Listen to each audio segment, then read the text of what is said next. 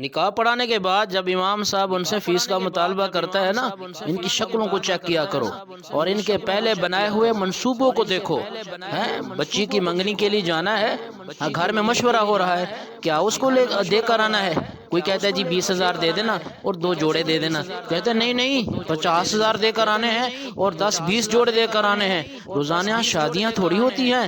اچھا بابا کیا کھانا بنانا ہے؟ کہتے ہیں 20 دیگیں فلاں قسم کا کھانا بنا دو، 40 دیگیں فلاں قسم کا بنا دو، اور فلاں یہ جو نا وہ کٹا بنا دو، وہ بکرا بنا دو، وہ فرائی کر دو، یہ کر دو، وہ کر دو۔ اچھا بابا اتنا خرچہ ہو جائے گا؟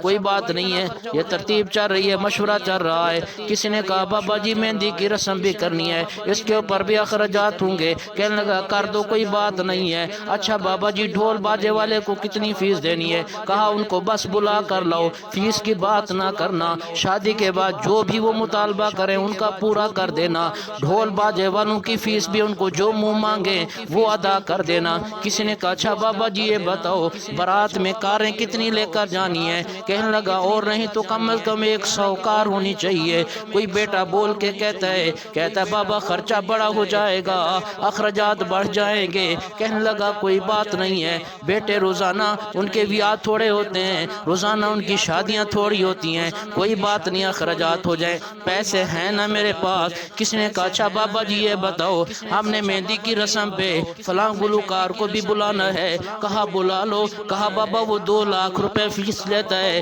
کہنے لگا کوئی بات نہیں ہے آپ اس کو بھی بلا لو۔ کسی نے کہا اچھا بابا جی یہ بتائیے ہم نے اپنے بھائی کے دلہے کے اوپر پیسے بھی پھینکنے ہیں۔ کہنے لگا ضرور پھینک دینا۔ اچھا کتنے ڈالنے ہیں؟ کہا 20,000 تم ڈال دینا، 40,000 تم ڈال دینا، چھوٹے بچے کو کہا 10,000 کی کاپیاں تم پھینک دینا۔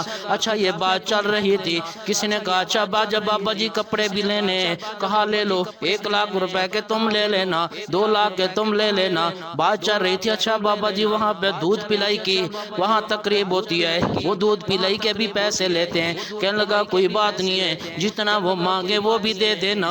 ایک بیٹا کہنے لگا بابا جی یہ بتائیے لائٹوں کا انتظام بھی ہم نے کرنا ہے۔ کہا کوئی بات نہیں ہے لائٹیں بھی لگا لو، 50,000 خرچہ مانگتے ہیں۔ کہنے لگا کوئی بات نہیں، گھر کو روشن کر دو، گھر کو چمکا دو، یہ شادیاں روزانہ تو نہیں ہوتی، یہاں سے بارات چلی، وہ ڈھول باجے والے بھی چلے، وہاں سے ناچنے والے بھی چلے، وہاں پہنچ گئے، وہاں دودھ پلائی بھی ہو گئی، ساری رسم و رواج بھی ہو گئی۔ یاد رکھیے جب بات آتی ہے نکاح کے موقع کے اوپر، جب بات آتی ہے امام مسجد کے نکاح کے فیس کی، امام مسجد کہتے ہیں میری 2,000 روپے فیس، کہتے ہیں 2,000 روپے، اگر وہ کہتے ہیں میری 5,000 ہے، موت آ جاتی ہے ان کو۔ میں نے کہا چودھری صاحبہ، وہ ملک صاحبہ، وہ خان صاحبہ، وہ تاجر صاحبہ، وہ ذمہ دار صاحبہ، تجھے قبر میں بچھو کھا جائیں گے، تجھے سانپ کھا جائیں گے، تجھے فرشتے مار مار کے تیرا ستیہ ناش کر دیں گے۔